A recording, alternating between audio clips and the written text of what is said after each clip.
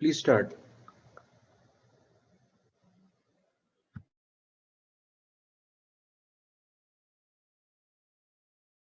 Okay. So here is a comparison of ultrasound guided lumbar trident method for lumbar plexus block and shamrock method. This was studied by Strid et al. In 2017. He basically compared the both the techniques in terms of block procedure time, number of needle insertions, and procedural discomfort.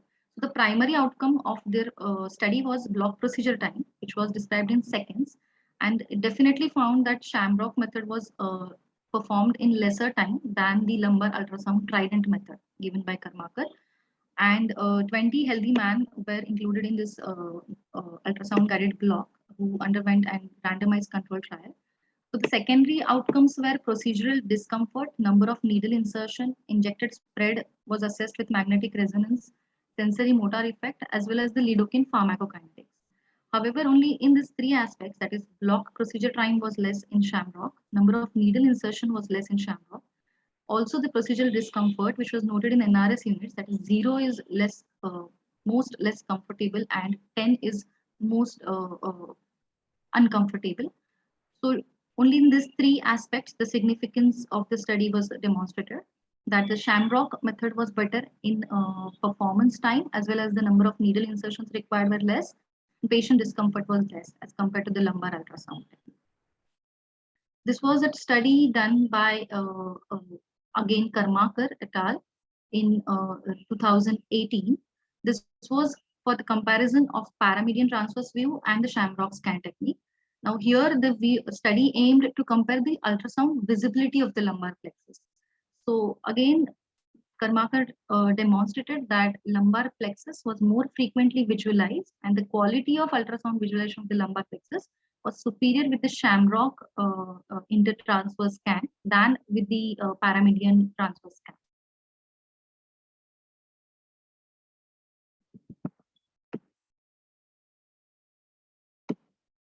This is an old article that is by Toure et al. This was done for the psoas compartment block or the lumbar plexus block for the lower extremity surgery. They did a meta-analysis and they reviewed the efficacy and safety of lumbar plexus block for hip and knee surgery for both as intraoperative technique as well as the postoperative anesthesia. However, for the hip surgery, they concluded there was insufficient evidence for the use of lumbar plexus combined with sciatic as an alternative to GE or spinal anesthetic. But for the post-operative analgesia, when continuous lumbar plexus was used, it was comparable or equivalent to the continuous epidural block. We'll come to sacral plexus block. This is the ultrasound guided sacral plexus by parasacral peroneal shift, which was described by the Thomas Benston in 2011.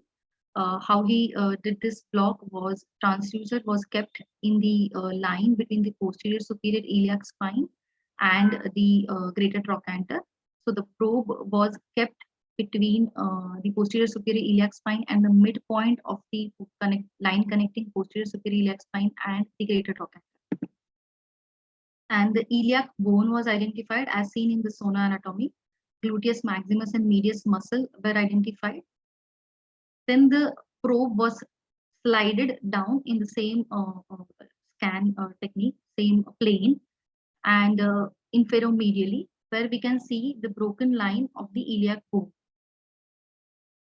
When the transducer reaches the upper margin of the greater sciatic foramen, the continuity of the iliac bone is broken and the sacral plexus appears deep to the piriformis muscle. This is the piriformis muscle. This is the gluteus maximus muscle. So here is the iliac bone, which was seen here, and on the medial side, we can see the intertrochanter, greater trochanter. Needle was inserted from the caudal. Needle was inserted from the lateral to the medial side, and sciatic sacral plexus was blocked over here. There is also a different technique by Tahas, which is comparatively simpler. Here, they studied actually the volunteers and they blocked the sacral plexus in a different way.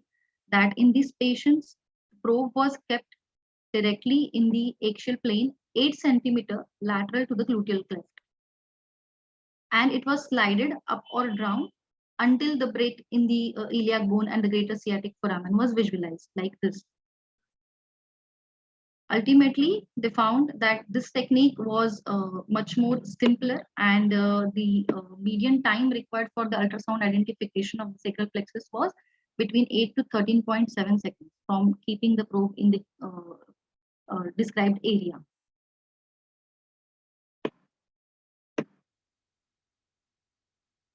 Also, here, using the color Doppler, we can identify the inferior gluteal vessels, internal pudendal vessels, which we should avoid during the needle trajectory.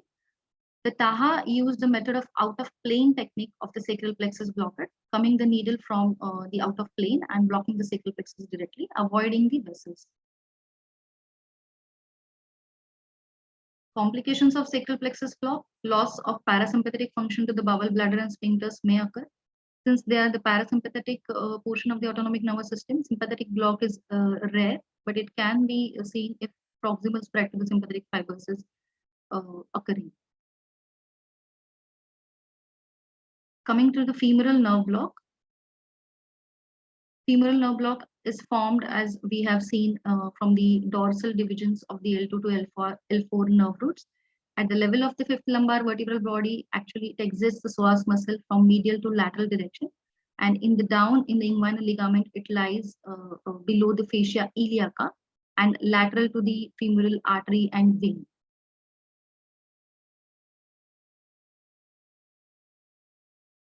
Femoral nerve supply to the hip joint, to the muscles, as we have seen already, the quadriceps femoris muscle, the sartorius muscle, the pectineus muscle.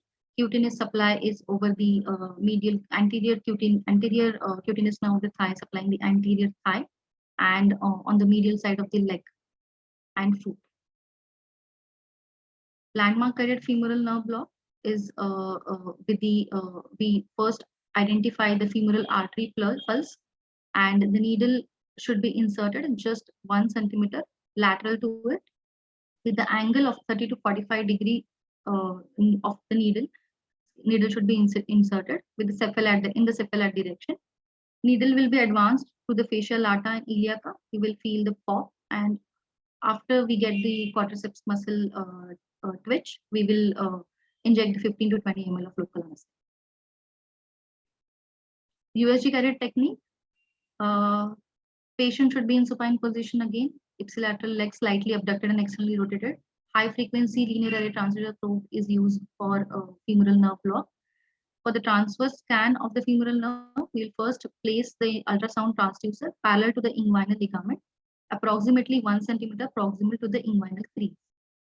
Femoral nerve will be identified on the anteromedial side of the iliopsoas muscle as a flat hyperechoic elliptical shaped structure. Femoral nerve is actually an isotropic in the inguinal region, so we have to tilt or rotate the transducer either caudally or cranially to look for the femoral nerve on the anteromedial surface of the iliopsoas muscle. In order to locate the femoral nerve before it divides into its anterior and posterior branches, it is preferable to start the ultrasound scan immediately below the inguinal ligament rather than at the inguinal crease. The profunda femoris branch, which is given, is usually the clue because it is given 4 centimeter below the inguinal ligament, as seen in this diagram. If during the scan of the femoral nerve block, we see the profunda femoris branch of the femoral artery, we should slide the USG probe a little cranial because we may miss the femoral nerve branches, which are given higher up. This is anatomical variation of the femoral nerve, which was found by Woodworth et al. In 2019. He presented the article. It was actually the nerve was found in the iliopsoas muscle rather than below the fascia iliaca above superomedial to the iliopsoas muscle. And so they conducted, after they found this anatomic variation, they conducted a 500 sequential adherence with MRI scan. 7 scans showed that this was the position that is buried in the iliopsoas muscle rather than in the lateral border of the in the lateral part of the femoral crease. Coming to the fascia iliaca block, the fascia iliaca compartment block was initially described by Dalens et al. In 1989 using a landmark technique. It is a comparatively low-skill, inexpensive method to give analgesia for the painful conditions as for the hip surgeries as well. Nerves we are targeting are femoral nerve, lateral femoral cutaneous nerve, and less commonly obturator nerve. So the anatomy as described in the lumbar plexus anatomy as well is that femoral nerve is femoral nerve will come from the medial to lateral in the psoas major component. Below the inguinal ligament, it will lie lateral to the artery and the vein, whereas the lateral femoral cutaneous is coming much more lateral in the psoas compartment. Before the inguinal ligament, lateral femoral cutaneous nerve lies underneath the fascia iliaca, but at close to the insertion of the inguinal ligament, it perforates the fascia iliaca and comes lie in the superficial layer that is above fascia iliaca and below fascia lata. Obturator nerve for if we see the anatomy, it is never a part of fascia iliaca compartment per se, as it descends very much medially from the its in origin point.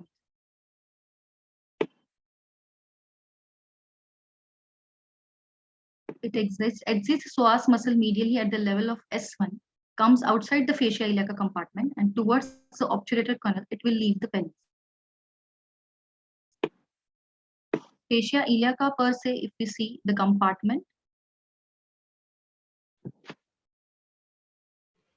it is formed anteriorly by the posterior surface of the fascia iliaca, which covers the iliacus muscle. Posteriorly, we have the iliacus muscle itself and psoas major muscle. Medially, we have the vertebral column, and laterally, we have the iliac crest. Landmark technique of the fascia iliaca block, as described, is one finger. We should make a line between anterior superior iliac spine and the pubic tubercle, and we should divide this into the 1/3 parts. And the injection point will be 1 centimeter caudal to the lateral and middle 1/3 junction. The needle is inserted in the right angle about 60 degree. 2 pops are fed, and then it is further advanced. An injection of 25 to 30 ml of local anesthetic is injected. Ultrasound guided infrainguinal fascia iliaca block, patient position will be supine, linear high frequency probe will be used, 100 mm simplex 22 gauge will be used. Anatomical orientation for the fascia iliaca block is same as that of the femoral nerve block. The USG probe will be kept in the inguinal crease. We should identify the femoral artery. Coming to the lateral, we'll see the femoral nerve, and towards more lateral, we can see the iliopsoas muscle, fascia iliaca, which is the iliac covering the femoral nerve, and this is the fascia lata. So the needle injection will be in between the iliopsoas muscle and the fascia iliaca. As described here. Suprainguinal fascia iliaca block was first described by Heppard in 2011. It was modified in slightly by Desmet et al. In 2017. Patient again is positioned supine, and we will identify the anterior superior iliac spine. We'll first keep the probe in the transverse orientation, but after we identify the picture, the femoral artery and femoral nerve, we will make the probe a little longitudinal. At this point, we will identify the bow tie appearance of the sartorius muscle and the internal oblique muscle and below iliacus muscle. The acoustic shadow of the anterior inferior iliac spine, as you can see in the sono anatomy, is seen.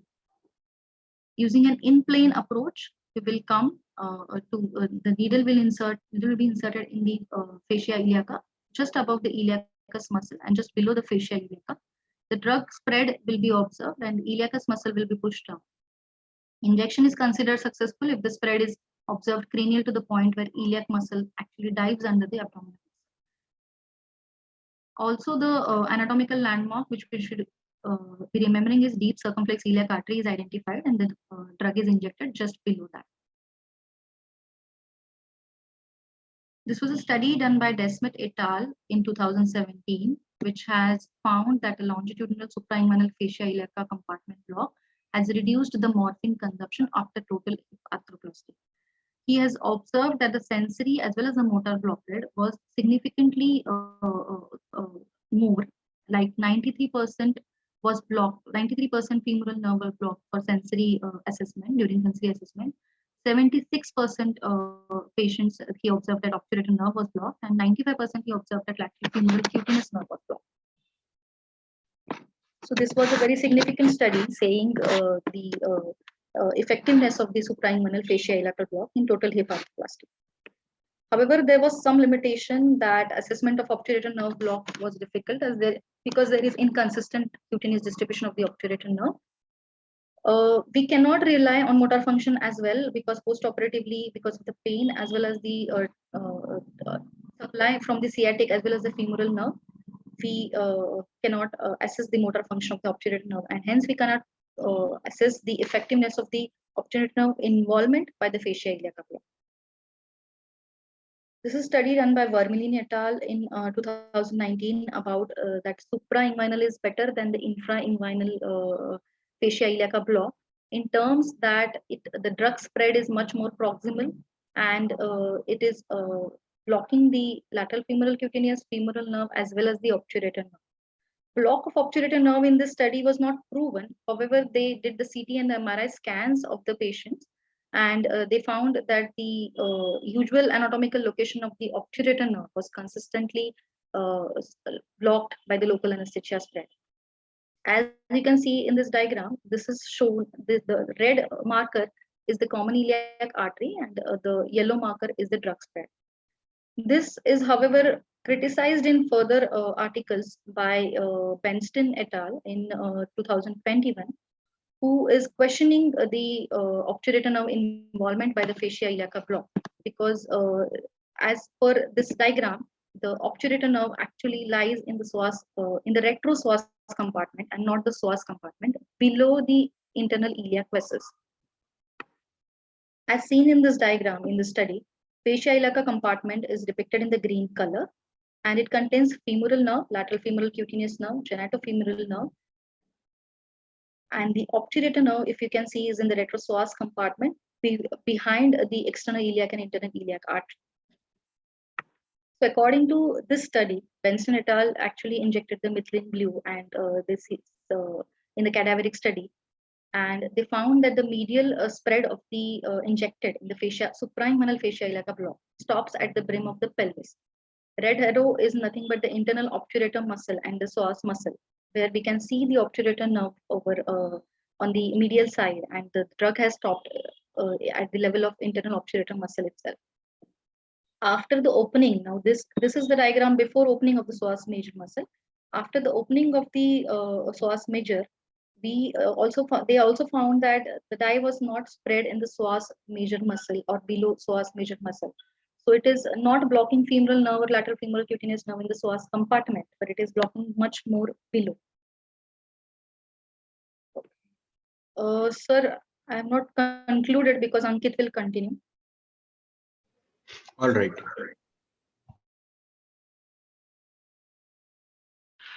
Good evening, everyone. Continuing blocking individual nerves that contribute to the innervation of hip joint, let's look at the obturator nerve. It arises from the primary rami of anterior divisions of lumbar spinal nerves 2, 3, and 4. Of the few landmark-based techniques that have been devised for the obturator nerve blockade, the first is the classic technique that was described by Labat.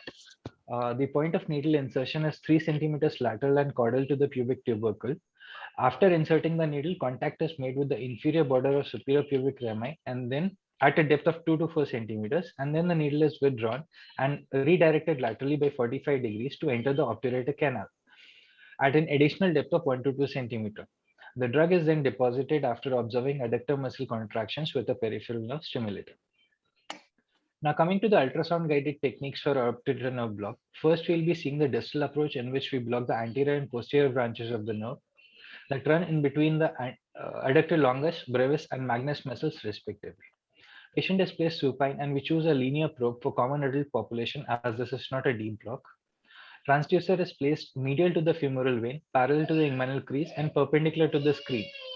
The needle is inserted in plane with the transducer in a lateral to medial direction, and the drug is deposited in the planes between the 3 muscles after observing contractions of the adductor muscles on the medial side of the thigh. Based on evidence-based reports, literature had started to get dubious if this approach blocked the high articular branches of the obturator nerve. So this distal method may be insufficient to block these high articular branches. Later, a more proximal approach was designed in which the idea was to block the common obturator nerve before it divides into its anterior and posterior branches, which will also include the high articular branches to the hip joint. In this, the transducer is just tilted cranially from the previous position, and a hyperechoic structure with an acoustic shadow represents the superior pubic rami. The target for an injection of the local anesthetic is the fascia, which is seen as a contiguous structure with the superior pubic rami and located between the pectineus and obturator externus. This technique was described by Taha and Len separately. Taha went by the out-of-plane approach, whereas Lent went by the in-plane approach. The vascular marker of concern while giving obturator nerve block is the medial circumflex femoral artery that originates from the profunda femoris and then runs posteriorly and medially between the pectineus and the ilius psoas muscles, and then between the obturator externus and adductor brevis to supply the head of femur. So, any inadvertent injury to this vessel at the time of block can lead to avascular necrosis of the head of femur. Now, most of the times, obturator nerve block is usually part of the combination technique. The total dose of LA drugs are shared between two blocks. But since still we need to maintain a minimum effective volume, usually 5 to 10 ml of drug solution is deposited in each plane for the distal approach, whereas 10 to 15 ml of drug solution is deposited for the proximal single shot approach. We may use 0.1 to 0.5% ropivacaine or 0.1 to 0.25% bupivacaine as medium to long acting drugs, depending whether we are giving the block for analgesia or anesthesia. Now, giving blocks can lead to a lot of complications. In this case of obturator nerve block, there can be perforation of the bladder, rectum, and spermatic cord, especially in the Labat's classical approach, which is a blind approach. There can also be accidental puncture of the obturator vessels, resulting in intravascular injection and hematoma. There is an entity called as corona mortis, which is retropubic anastomosis between external iliac and obturator arteries, seen in only 10% of the population. But any inadvertent puncture to this anastomosis and the bleeding because of it will be very difficult to control. Contraindications for giving obturator nerve block include patient refusal, allergy to drugs, inguinal lymphadenopathy, perineal infection, pre-existing obturator nerve neuropathy, or adductor muscle group paresis, and deranged coagulation. Now, obturator nerve block has also been a part of various approaches that block a group of nerves combinedly. If drug is deposited at a common point or in a common plane in which all the nerves of interest run. Like in the Vinnie's approach, Vinnie's method that was described in 1973, known as the 3-in-1 block. It is basically a fascia iliaca compartment block or an anterior approach to lumbar plexus block. The drug is deposited around the femoral nerve and distal compression is given such that the drug gets dispersed in the plane between the psoas major and the quadratus lumborum muscle. Now, this block blocks the femoral, obturator, and the lateral femoral cutaneous nerves, and the incidence of blockade of obturator nerves through this approach is only 30 to 60%. In 1989, Dallin described the iliofacial plane block, which is also a type of fascia like a compartment block, but a more lateral approach. And the incidence of obturator nerve block through this approach is only 10 to 30%. And the psoas compartment block, which you all know, the success rate of blocking obturator and lateral femoral cutaneous nerve is 88 to 93%. Now coming to lateral femoral cutaneous nerve, this nerve arises from the posterior divisions of the L2 and L3 spinal nerves. It emerges from the lateral border of psoas major muscle and runs on the ventral surface of the iliacus, heading towards the anterior superior iliac spine. It is covered on its course by the fascia iliaca, and while passing behind the inguinal ligament close to its lateral insertion on the ASIS, this nerve perforates the fascia iliaca. This is why it may be spared in infrainguinal approach to fascia iliaca compartment block. This diagram depicts the cutaneous innervation of the lateral femoral cutaneous nerve over the anterolateral and posterolateral aspects of the thigh, as shown in green color. The landmark guided technique for blocking the facial lateral femoral cutaneous nerve involves the site of needle puncture 1.5 centimeter caudal to the anterior superior iliac spine with the needle at 60-degree angles to the skin in cephalad direction. The ultrasound guided technique for blocking the same nerve involves placing a linear probe as it is a very superficial block at the same point as in the landmark guided technique, but in a slight cephalad direction in the transverse fashion. This is the acoustic window that is obtained by keeping the probe over that point. As we can see from the sartorius muscle on the medialmost side and the tensor fasciae lata on the lateralmost side, with the rectus femoris muscle posterior to these two. The triangular fat plane in between the sartorius muscle and the tensor fasciae lata muscle is the site where the lateral femoral cutaneous nerve would be expected, and this accumulation of the drug in this plane will block the lateral femoral cutaneous nerve.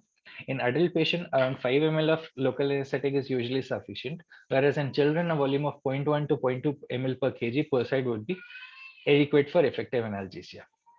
Now coming to third, pericapsular nerve group block. It was described by Dr. Philip Peng and Giron Arango in 2018 and published in the RAPM journal in November edition. The hip joint is supplied by the femoral nerve, obturator nerve, and the accessory obturator nerve has already been reported in the previous studies. But in recent study by Short et al., they confirmed this finding, but also found that the accessory obturator nerve and the femoral nerve play a greater role in the supply of anterior capsule of the hip joint. The high articular branches from these two nerves are consistently found between the anterior inferior iliac spine and the iliopubic eminence. And using this information, this Peng block was designed to block these high articular branches. Initially, it was introduced as only an ultrasound guided block, and a high frequency curvilinear probe is used as it is a deep block. This image is a schematic representation of the steps to follow while keeping the ultrasound probe to acquire the desired acoustic window. Below are the ultrasound images obtained while scanning for the Peng block at different steps B, C, and D. So the probe is first kept at point B, that is the anterior superior iliac spine, which will be confirmed by the acoustic shadow of the bony point. Then the probe is slid a little caudally and medially along the border of the iliac bone. And another bony prominence will be encountered known as the anterior inferior iliac spine with the sartorius muscle anteriorly. From here onwards, the probe is slit a little inferior medially and turned clockwise. So another bony prominence is uh, encountered, which is the iliopubic eminence over the superior pubic rami. That forms a depression between the anterior inferior iliac spine and the iliopubic eminence. In this depression, we'll find a very hyperechoic structure, that is the iliopsoas tendon with the iliopsoas muscle above it, and we may also be able to see the femoral artery on the superior medial aspect of this acoustic window. Here is a more clear image of the acoustic window obtained of ultrasound scanning for the target area, showing the trajectory of the needle from the lateral side and accumulation of the drug when given after hitting the bony endpoint. Around 20 to 30 ml of 2% ligno ADR can be given for immediate pain relief in adults, whereas 20 to 30 ml of 0.1 to 5% bupivacaine or 0.2% ropivacaine may be given for longer post-op pain relief. A single shot block may provide analgesia only for a limited period of time, so a continuous catheter can also be placed at the same target site between the psoas tendon and the iliopubic eminence for post-op analgesia. 0.1 to 0.125% bupivacaine or 0.1% ropivacaine at 6 to 8 ml per hour can be started, and patient can be pain-free without any quadriceps weakness, as this Peng block is a motor-sparing kind of block. Utsav Acharya and Ritesh Lansal published an article of case series in which they summarized all the vital structures that are present along the trajectory of the needle during an in-plane approach. Like the anterior inferior iliac spine comes in the needle path when the needle is introduced from the lateral to medial direction. If it is introduced from the medial to lateral direction, the femoral artery and the vein lie in the needle path. And also the ureter lies in close relation to the pubic rami. But still, with the use of ultrasound, overall this technique is relatively safe. Now, these are the incisions as talked by my colleague Dr. Roma, the anterior, lateral, and posterior, and the muscles that are dealt with during the dissection of the soft tissue. So, Dr. Ritesh et al. In 2019 in the RAPM journal published an article of a case series of 10 patients In the first 5 patients, they gave only these patients were undergoing primary hip arthroplasty, and in the first 5 patients, they gave only paying block. After that, the realization was made that there was still residual pain in the post-op period. So they gave paying block with lateral femoral cutaneous nerve block in next 5 patients, and compared the quality of post-op analgesia to other regional analgesia blocks, and also opioid consumption post-operatively, all of which was very comparable and significant.